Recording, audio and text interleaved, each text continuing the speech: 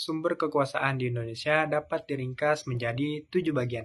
Yang pertama, ada Undang-Undang Dasar sebagai dasar hukum tertinggi yang menjadi landasan kekuasaan negara. Yang kedua, ada rakyat, yaitu sebagai pemegang kedaulatan yang diwujudkan melalui kegiatan pemilu serta pengawasan. Yang ketiga, ada Pancasila, yaitu Pancasila sebagai ideologi negara, sebagai pedoman moral, serta etika kekuasaan. Yang keempat, ada hukum. Hukum, semua kekuasaan dijalankan dalam kerangka negara hukum. Yang kelima, ada kelembagaan negara.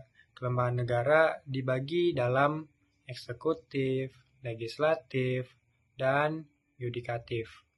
Yang keenam, ada sejarah dan tradisi. Sejarah dan tradisi ini sebagai nilai budaya serta adat yang memengaruhi legitimasi kekuasaan. Yang terakhir dan yang ketujuh merupakan dukungan internasional. Dukungan internasional berupa pengakuan serta kerjasama global. Semua elemen ini, tujuh ini, membentuk sistem pemerintahan yang demokratis dan berlandaskan hukum. Materi yang kedua yaitu tentang model kekuasaan di Indonesia.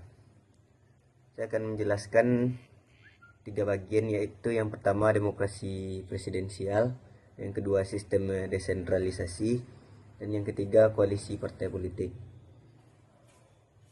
Langsung saja saya akan menjelaskan yang pertama yaitu tentang demokrasi presidensial. Indonesia menerapkan sistem demokrasi presidensial di mana kekuasaan eksekutif berada di tangan presiden sebagai kepala negara dan kepala pemerintahan. Presiden dipilih langsung oleh rakyat untuk masa jabatan 5 tahun dan dapat dipilih kembali untuk 1 periode tambahan. Dalam sistem ini, presiden memiliki kewenangan luas seperti menunjuk menteri, mengeluarkan peraturan, dan memimpin angkatan bersenjata. Namun kekuasaan presiden tidak bersifat absolut karena harus menjalankan tugas dan fungsi pemerintah bersama dengan DPR. Sebagai contoh, dalam pembuatan undang-undang, presiden harus berkoordinasi dengan DPR yang memiliki wewenang untuk mengesahkan atau menolak rancangan undang-undang yang dibuat. Dan yang kedua, sistem desentralisasi. Salah satu ciri khas sistem pemerintahan Indonesia adalah desentralisasi yang memberikan otonomi luas kepada pemerintahan daerah. Desentralisasi ini diatur dalam Undang-Undang Nomor 23 Tahun 2014 tentang pemerintahan daerah. Desentralisasi bertujuan untuk meningkatkan efisiensi pemerintahan dengan mendekatkan pengembalian keputusan kepada masyarakat lokal. Pemerintahan daerah memiliki kewenangan untuk mengatur urusan-urusan seperti pendidikan, kesehatan, infrastruktur, dan pengelolaan sumber daya alam. Contoh nyatanya yaitu adalah kewenangan pemerintahan DKI Jakarta dalam mengatur sistem transportasi publik seperti Transjakarta dan MRT.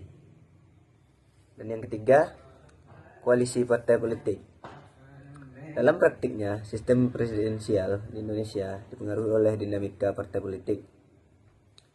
Presiden seringkali harus membentuk koalisi dengan partai-partai lain di DPR untuk mendapatkan dukungan dalam menjalankan kebijakan. Koalisi ini dapat mempengaruhi stabilitas pemerintahan karena jika koalisi tidak solid, kebijakan pemerintahan bisa